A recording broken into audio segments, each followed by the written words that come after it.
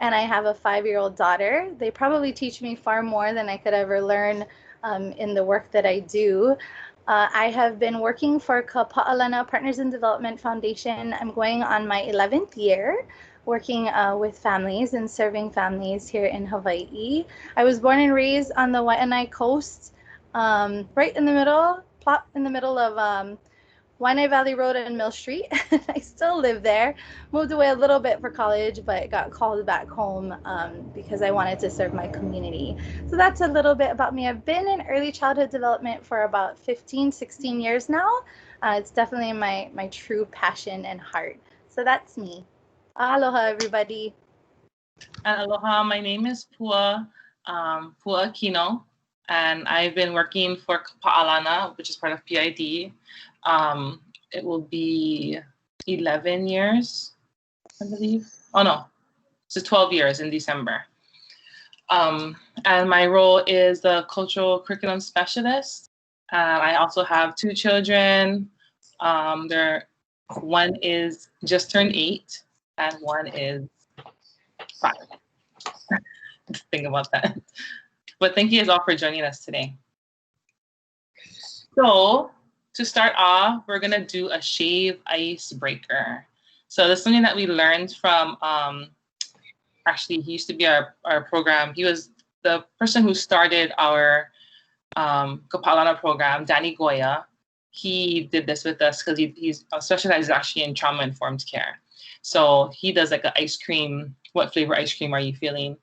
But we figured we'd do something a little local spin on it. So which shave ice flavors and toppings best describe how you currently feel and why? So if you guys want to just shoot that in the chat box, and everyone can kind of just see what everyone's putting in there. So a flavor that you'd pick. So on the right hand side, I put Ice Garden. That's like my favorite flavors. They have the kalo and mochi and the custard on top. But more so thinking about what flavor do you feel like you are right now, right? So for like ice cream flavors, people might say, oh, I'm a Rocky Road because, you know, there's bumps that are here and there, like the chunks of marshmallows that are in the ice cream. For me, it's been rough doing the distance learning with my kids and juggling work at the same time. So maybe I might pick something like lilikoi, where it's a little bit tart, a little bit sweet, because it kind of things fluctuate. I love all your guys' different flavors. Rainbow, awesome. Strawberry ice cream.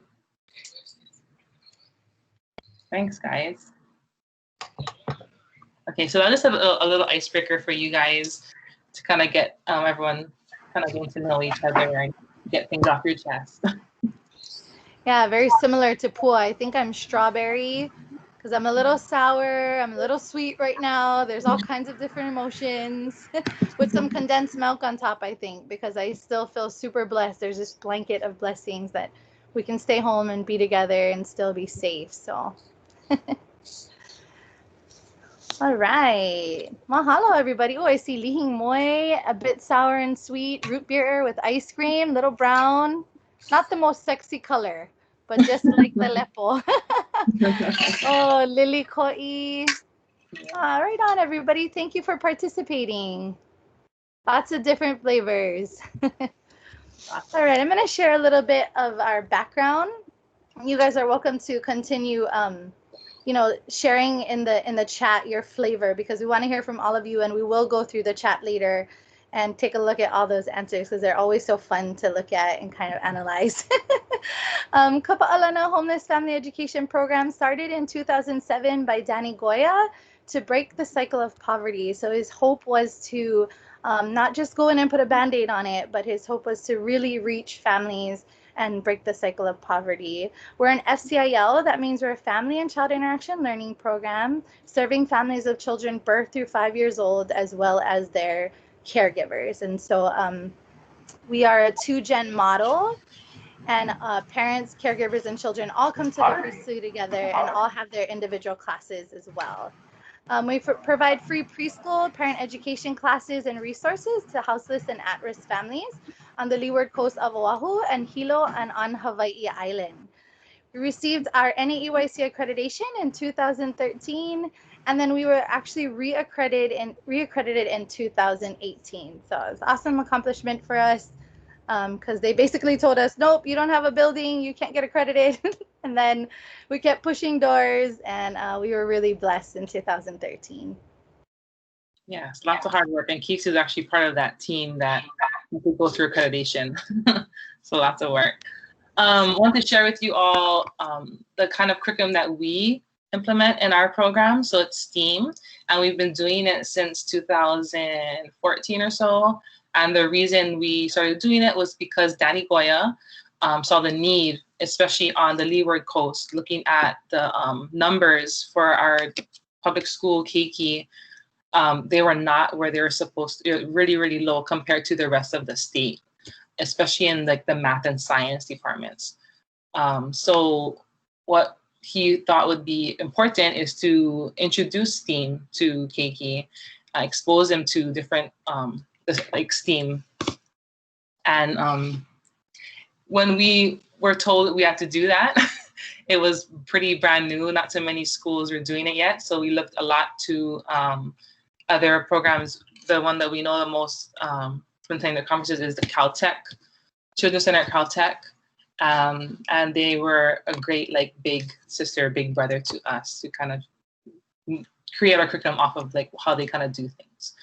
So what does STEAM look like, or what does STEAM look like in the FCIL program for young children? So science for preschool young kids, it's experimenting, observing, asking questions, wondering, making predictions, sharing findings.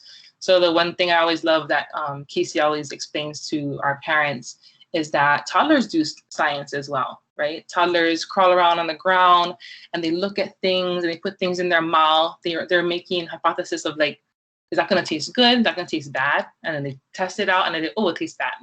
And that's all part of science. That's all part of the science process, right? This keiki right here is actually blind. So she's exploring leaves just by feeling them. And this is at one of our shelter sites. But she grew a lot just being exposed to the different kind of STEAM curriculum that we're implementing as well. Technology is being inventive, using a variety of tools, making things work, identifying issues, and using computers. So it's not always electronic things that have to be considered technology, right? It can be very simple, like a pulley system. And one of the most interesting ways I heard technology be explained was at the Early Childhood STEM conference, where the panel speakers, one lady explained that if a child goes to a shelf and they see an item that they cannot reach on the shelf, if they go and grab a stool that's the right height for them to get to that item on the shelf, that stool was a use of technology, right? They were thinking like, what is the right height stool that I need in order to get where I need to get and get my item, right? They're solving a problem. They're thinking about it critically.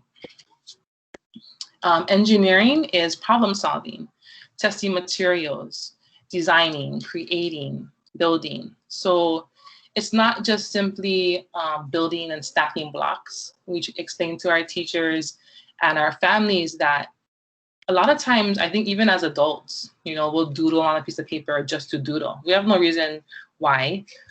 We don't have a purpose of what we're trying to draw. We're just doodling. And same thing goes with like building. Sometimes our parents and caregivers in our preschool, they just start building just to build with the blocks next to their keiki. But engineering is different. It's a next level kind of a building, right? We're solving a problem. So engineers build roads so that people can get from one place to another. So that's what we really challenge our teachers to set up in the classroom, our opportunities for our keiki to be engineers and to solve problems. How are they going to get this water across to this other area without just picking it up in a bucket? How are they going to transfer it with something? And art is creating, expressing, appreciating things through different forms and mediums. And this includes dramatic play, music, song, dance. This is the A in STEAM, right? And we like to incorporate art because we like to weave in culture, the Hawaiian culture, which is heavily with the arts. Math is very obviously patterning, sequencing, exploring shapes, numbers, volume, space, and size. And one thing that we always try to explain to our families is that STEAM, and especially like math, but STEAM in general can happen anywhere. It doesn't have to be within four walls of a classroom. It doesn't have to have, you don't have to have fancy brand name toys for them to explore and talk about math and science concepts. This Kiki right here was working with a home visitor and wasn't really into anything that the home visitor had to bring. And so she just went and grabbed some leaves and some flowers and had the Kiki play with them. And then talked about sorting and how many leaves do you see? How many flowers do you see? How many are orange? How many are pink? And that alone is a really good math and science, activity. So why STEAM? The reason why we do STEAM and what's the benefits of it is it allows children to learn across contexts. So like in our classroom, they're not broken into science center, math center, art center. It's different activities. And within those activities, they can learn multiple different domains. So it can be a math, science, and art just in one activity. And we highlight those for the family so that they understand that as well. Early exposure will increase passion. I think we can kind of see that that's the direction that everything is kind of going is STEAM, right? And so if we're exposing them early on, what is evaporation or what is condensation? What are all these different kind of terms? They'll hear it and maybe not totally understand and grasp it, but in the end, when it's reintroduced later on, they'll understand it and have easier time, right? And it prepares them for the future. And it's fun. It's the easiest way I can explain it to our parents a lot of times is like when Kasey and I were children, we'd just play outside, right? You make mud pies, you make potions. This is the same idea, but it's in a structured environment. And you have someone there to facilitate what you're doing. Like, I wonder what's going to happen if you add more dirt to it. Is it going to get thicker? What if we put it in the sun and left it till tomorrow? What would happen? So it's a different level of just playing outside and exploring things on your own. That's what I feel like STEAM really is. Another thing that we try to weave, we make sure to weave into our curriculum is culture, especially the Hawaiian culture, because that's where we are. But why culture? I went to a conference that I learned about this concept that Donald Hebb kind of coined. He's a Canadian psychologist, and it's the idea that neurons that fire together, wire together. And so the idea is in our brain are all these little things going on, right? All these snaps, it's like making these connections. But one interesting thing is if you learn something and you create this pathway, if you reintroduce something that's similar to that, that's recognizable, and you add on to that, it'll make a stronger connection. So that's the hope with weaving in culture, especially culture that's familiar with our children, not just ethnically, but even just their home culture, is that we're strengthening these pathways that they already have established in their brains. So if we know a family that maybe they always make like laulau at home for like family parties, then maybe we'll have the parent come in and teach how to make laulau, or we have a math activity where you make your own laulau with fake materials.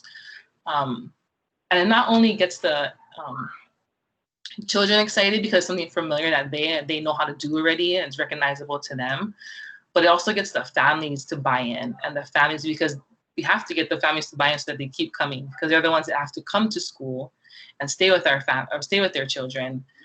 If we make it interesting for them, they want to stay, and they want to be a part of the learning and the growing. So it really, when we bring those things, and we've seen a lot of families, like when we do kalo pounding or OP picking activity, our families really want to get in there and talk to their keiki about, get involved in it, and actually even share their own experiences as well. So cultural STEAM, just reminding our keiki that it doesn't just look like a scientist is not just someone with a lab coat and glasses on, but these are also scientists as well. These are cultural, examples of scientists. If Ile Cavello, who's part of the Haia project, the Haia fish pond, right? We have the fishermen.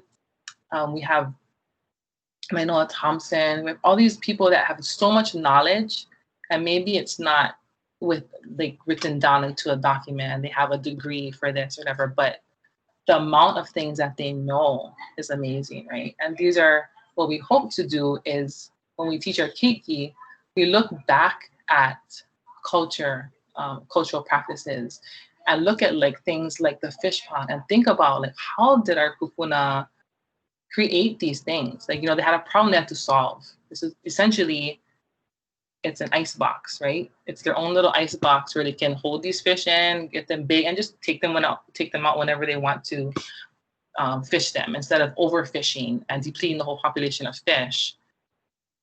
But this is science in itself, right? So we're challenging our families and our teachers to look back into our history and the culture in Hawaii in general, and capitalize on that, right? Just really take advantage of all the things that we have at hand and share those. Because we're actually seeing, at Caltech, one thing that we see that there's heavily, it's a lot of STEM in it, but there's not that much culture. And we've even heard from attendees that attend our session at the EC STEM conference that they're not even allowed to incorporate culture into their curriculum, which is really sad, because that's sometimes that's the only thing that their keiki know, right? Is the culture that they're being raised with and exposed to every day. And this is going to be a little segue into what our main topic is building the pilina with families. So something as simple as this is huge with curriculum, like a STEAM curriculum, because in order to understand the STEAM curriculum, you have to understand the approach, the STEAM approach. And one of the biggest things is the kind of questions you're asking your keiki. So we teach our teachers as well as our parents in parent class what closed-ended question versus open-ended question, and just the power of it. So closed-ended question example, I'm just going to go down the list. So what shape is that, right? A pretty simple, straightforward answer, but it's just a one-word answer to that. What shape is that?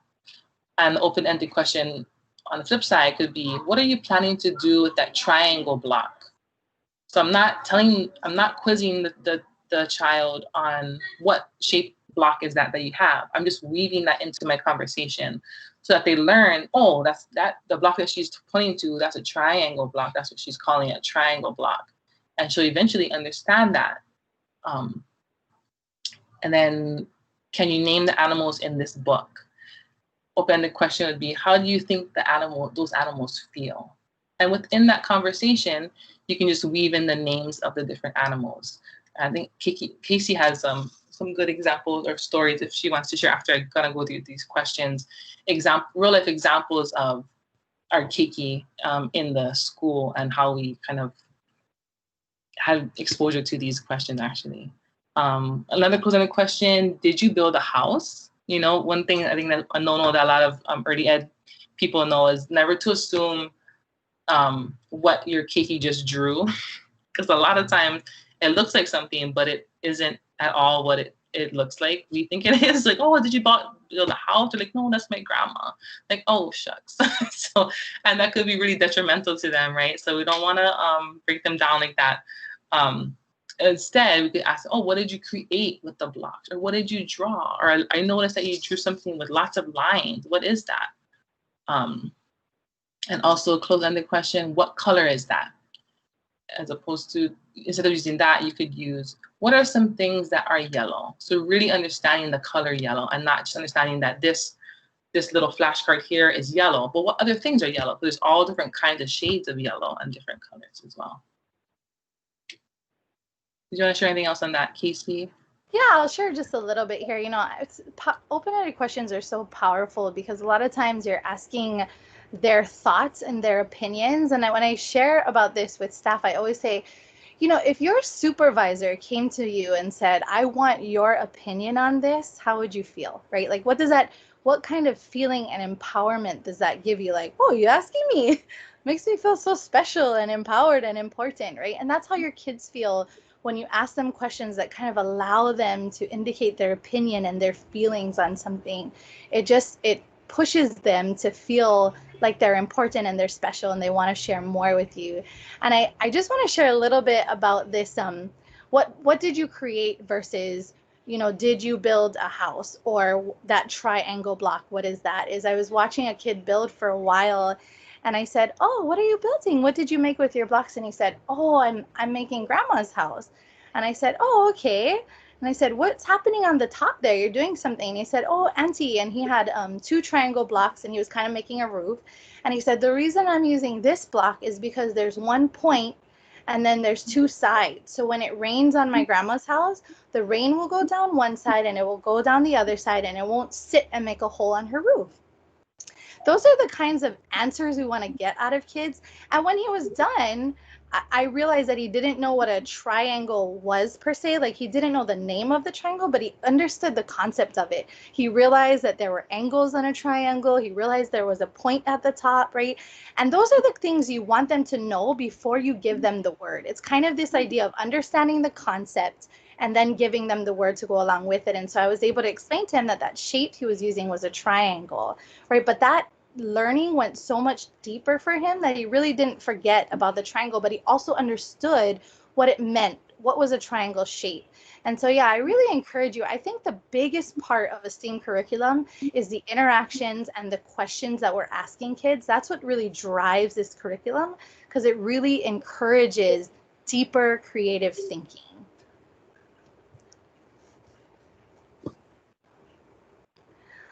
All right, I just want to kind of tie all of this in together because, you know, when we first moved into the STEAM curriculum, we were like, okay, we've got the teachers on board, we've got admin on board, we got the funders on board, but we knew to really teach this curriculum, we had to make sure that the parents were on board, because it's one of those curriculums that really require, like I said, deep, intentional, and meaningful interactions with kids, and a specific type of question asking, right, if that's even a term, and really a specific type of engagement that allowed this open-endedness, right, and this exploration of things versus giving them answers or teaching them a theme and then teaching them what that theme meant. And so these are sort of the steps that we put together that we think really helped us to build this relationship with parents to help them understand these concepts of STEAM.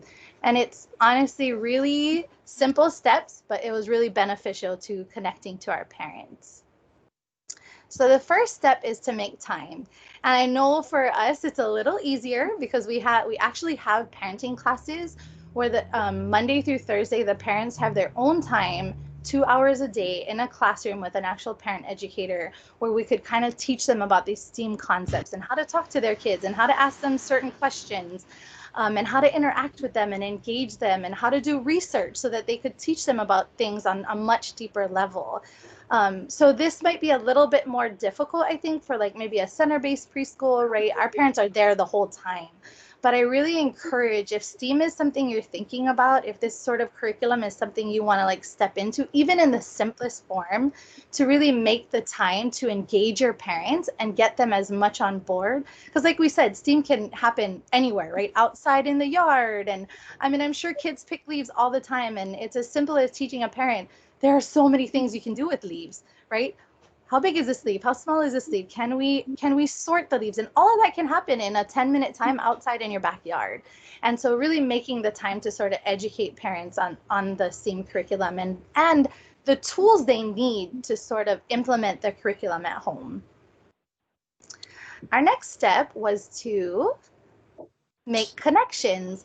So we knew that our parents had so much knowledge on either their own personal culture or their own experiences in life, and we wanted them to feel empowered by that, and we wanted them to feel like they were teachers and experts in those areas, right? And especially for us, you know, we work with a lot of families who are maybe experiencing a houseless situation or domestic violence or maybe drug addiction, right? There's a lot of different really hard traumas they were facing, but they still had things that they were experts in, right? Like um, one family lived at the harbor and the dad would go fishing every morning. And so we would make this connection. Like, he is a fisherman, he is a scientist, he understands how to fish, he understands the water, he knew things about the moon that we didn't know, and how the, you know, connection to the tides and the moon, and he knew when to fish for a certain type of fish and where you go.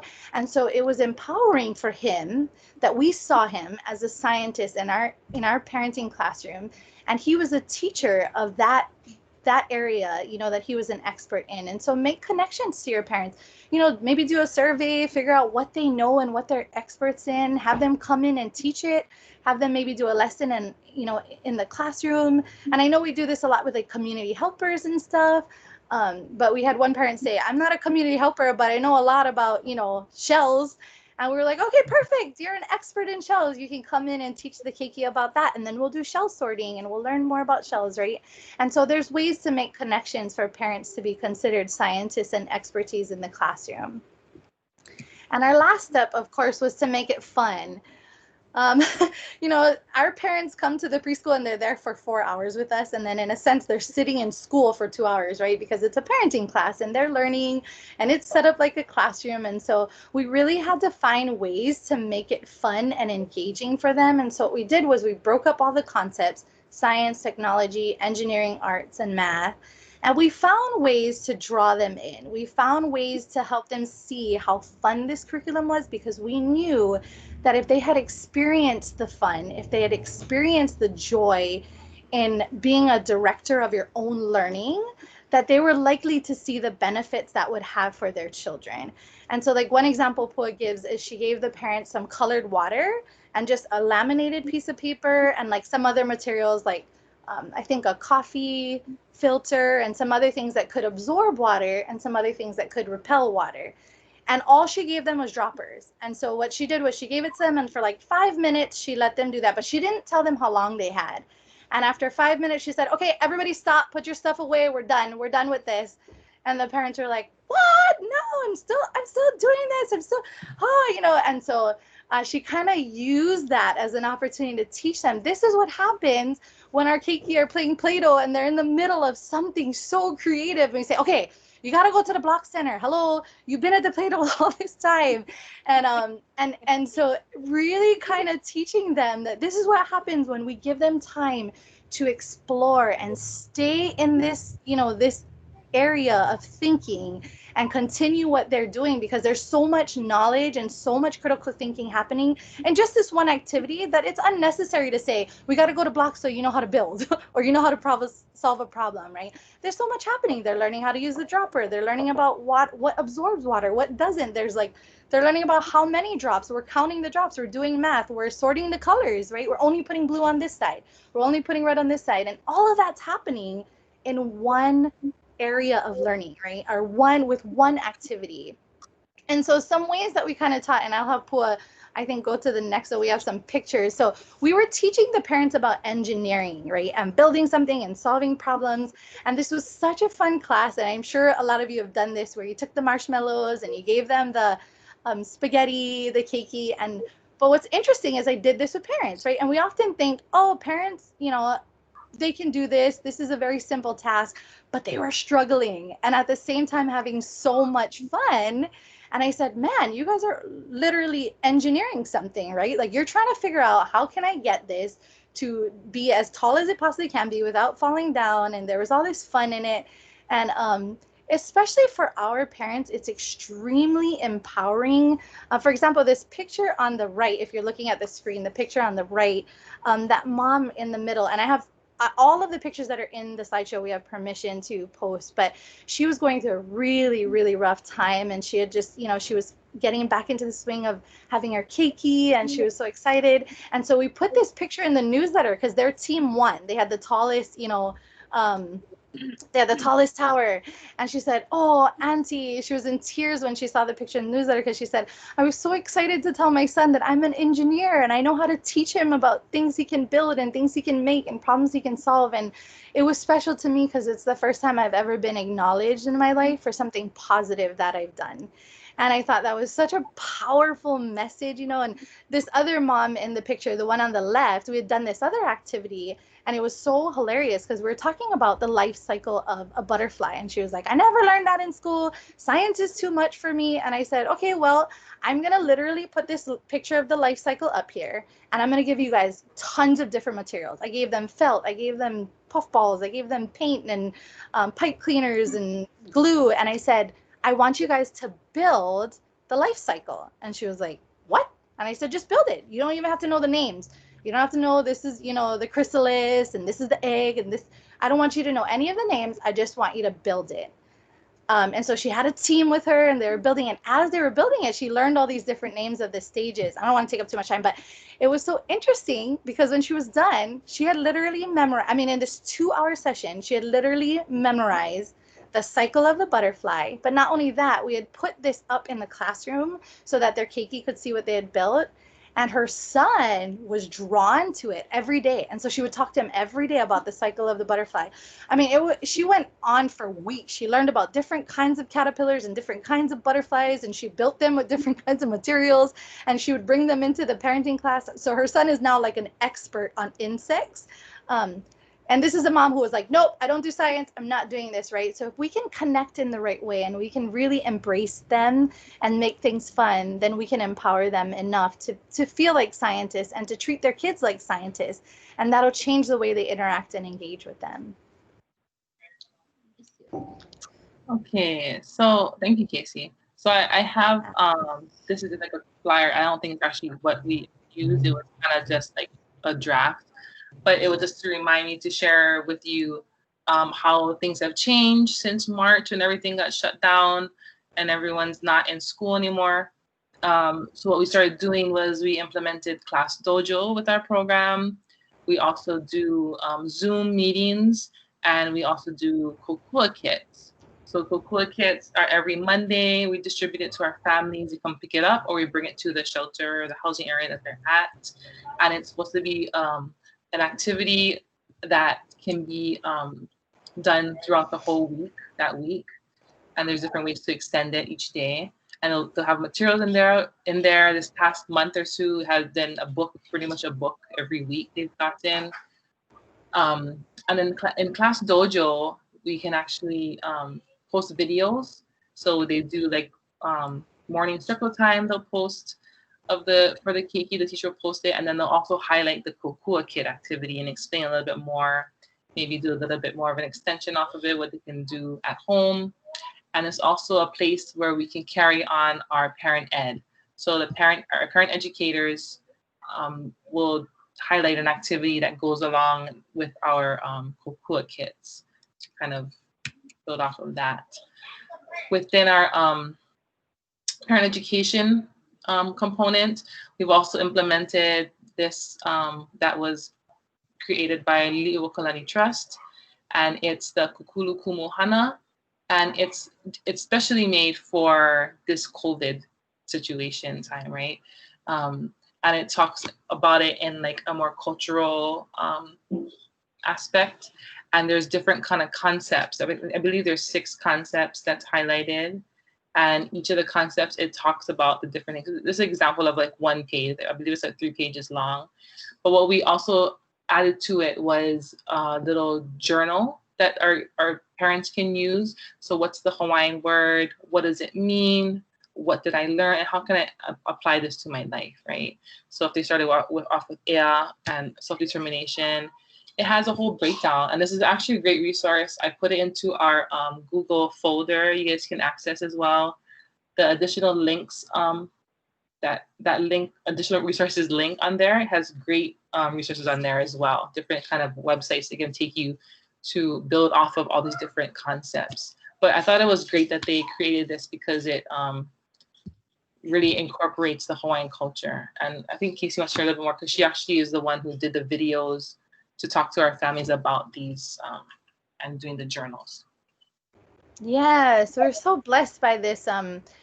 You know, while we're thinking about connecting to parents and helping them right now, we realized that we needed to just take a moment to pause and think about the struggles parents are facing, right? Those of you that are parents, you know that we're trying to control everything at home, especially if you're working from home, or even if you're not working from home, there's just so much happening.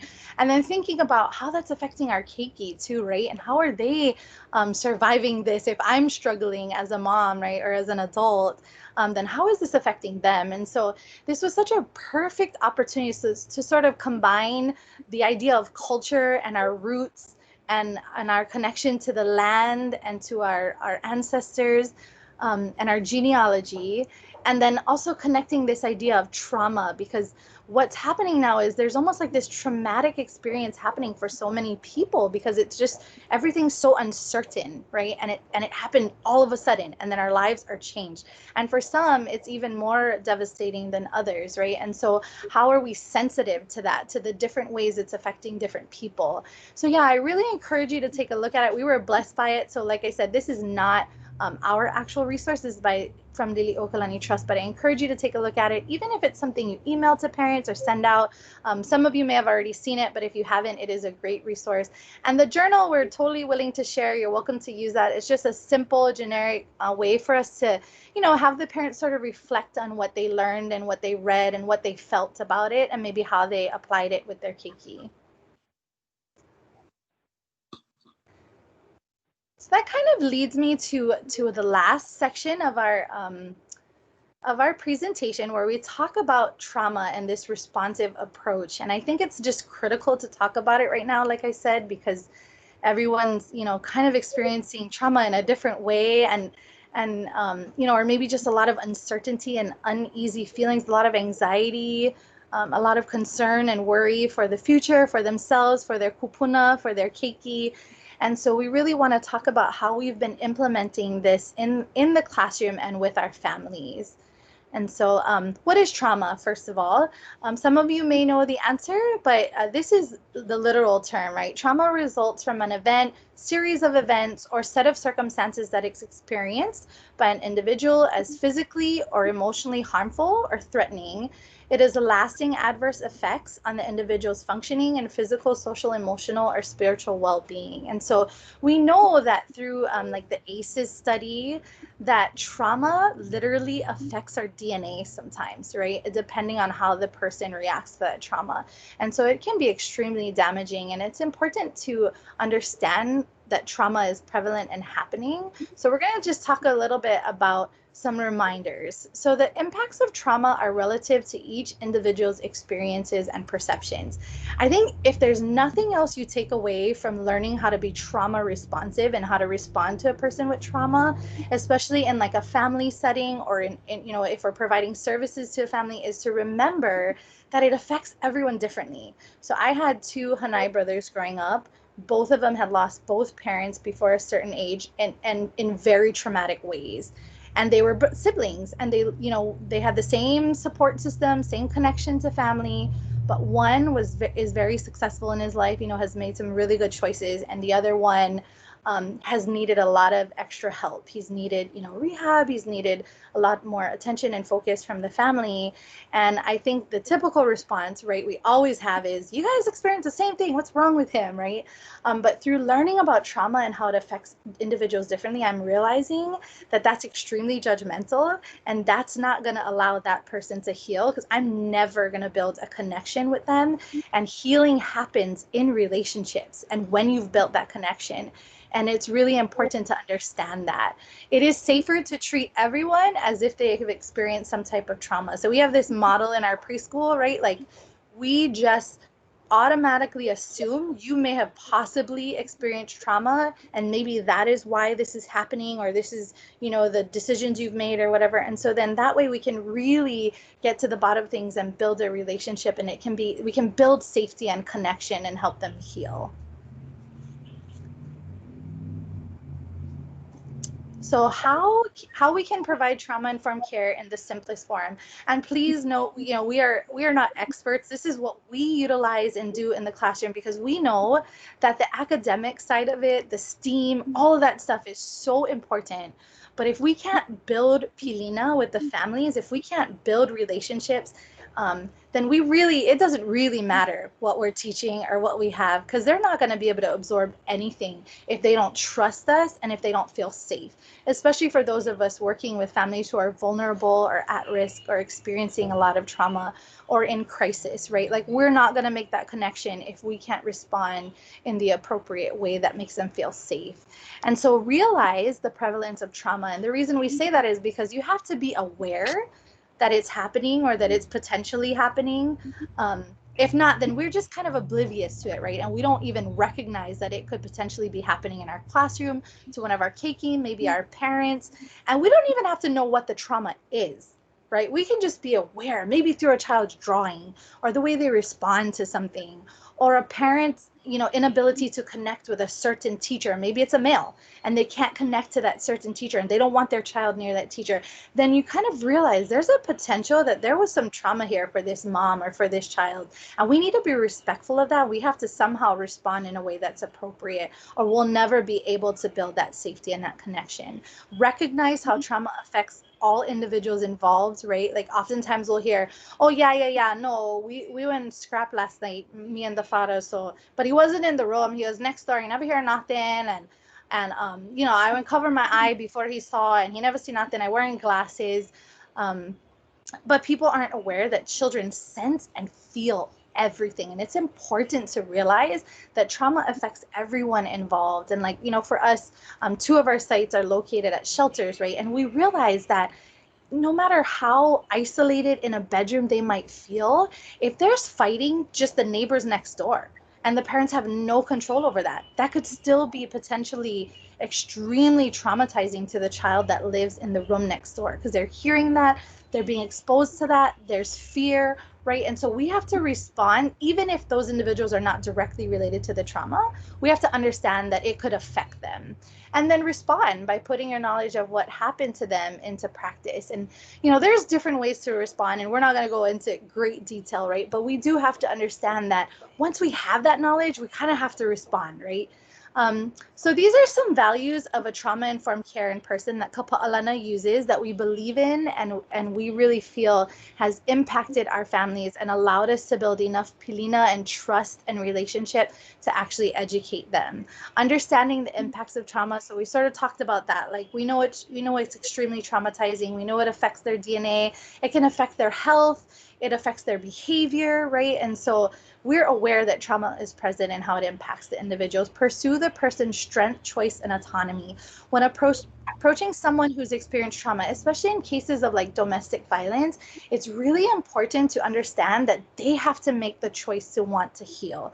They have to be ready. Until that point, you just build that relationship, right? You just keep loving on them and malamaing them and showing them kindness and compassion, not being judgmental, until that person is ready to say, I want to open up because I want someone to hear my story and I need help, right? And that's what earning their trust comes from, in that relationship building. This is my favorite one because it's just so simple, but it's so true. And I've already said it, but healing happens in relationships. Like, you will very rarely see someone come to you and be open who's in crisis or facing trauma unless they've built a relationship with you, because oftentimes they've been abandoned or abused or hurt, or they're scared to open up, or they're prideful, right? And so it really takes helping them build a relationship with you to have them open up and really get to heal. And then providing holistic care for the victim. It's important to understand that as service care providers or teachers or whoever we might be, we have limits, right, to what we are experts in. And so as a teacher, I might recognize the trauma, I might build relationships, I might recognize that the mom is facing some things at home and that child is sharing with me. I might talk to the mom, and we might get to a place where she completely trusts me and open up to me, and I can have that relationship with her. But at some point, she has to trust me enough so that I can gently hand her off to somebody who's maybe more of an expert in the mental health field, right? or can get her into a shelter where she can be away from dad, or whatever kind of experience she's having. So understanding holistic care, communicate with compassion. I mean, honestly, that's just being a good person, right? In general, we just want to be good to our families and our kids. But understanding that sometimes this happens even when the family is not good to you, right? Like we've had experiences where parents come and they're just yelling and swearing, and they might be withdrawing from some sort of addiction, or their husband is upset at home, or they're just so stressed because they have no money and no food.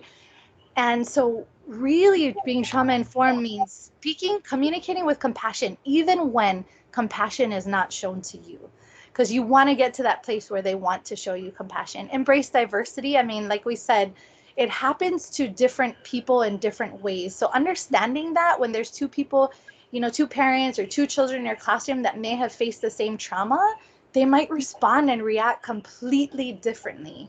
And then do not judge, right? That's a pretty straightforward and simple one. We don't judge. We have an open mind, and we think about what happened to you, not what's wrong with you. And just like to kind of end it, we're getting right towards the end of our time. I want to share one of the, thank you, Kasey. One of the Hawaiian values that we kind of gave an example of, the Hawaiian local reasoning of what it looks like, but also our reasoning as well. So it's a little deeper than just like the surface, value of it. So the term malama, to care for, steward, preserve, protect. So best practice, staff are not allowed to use like food things so we don't do like sliced apple and print the apple and like paint, and we only use it if it's for consumption, or like spaghetti that isn't used for sensory activity. We had a family that was really upset when they saw cooked spaghetti in the sensory bin because it was super wasteful, and also the cultural practice of not playing with your food, right? So the Hawaiian or local reasoning of malama is like on the left column is preserve resources and be respectful of all living things. Heli'i ka'aina, he kaua kanaka, the land is chief and the man is its servant. But on the flip side, and also just to build off of that, our Paʻalana reasoning is to be mindful of each family's story and unique situations. Be respectful of each family's financial situation. Do not waste food that they could eat or cannot afford, right? So just to kind of like the things that we ask our teachers and our staff to be mindful of because of the families that we're working with, to be really careful of how we're doing things. Even just to talk about, even bringing up families or family trees we're talking about now, to remind our teachers and staff that some families don't have good memories, like they don't have a connection with their families. So we have to be careful and understand what we're going to do when those kind of issues or those situations come up. And that pretty much concludes our presentation. Sorry, it was kind of quick for you guys. Sorry.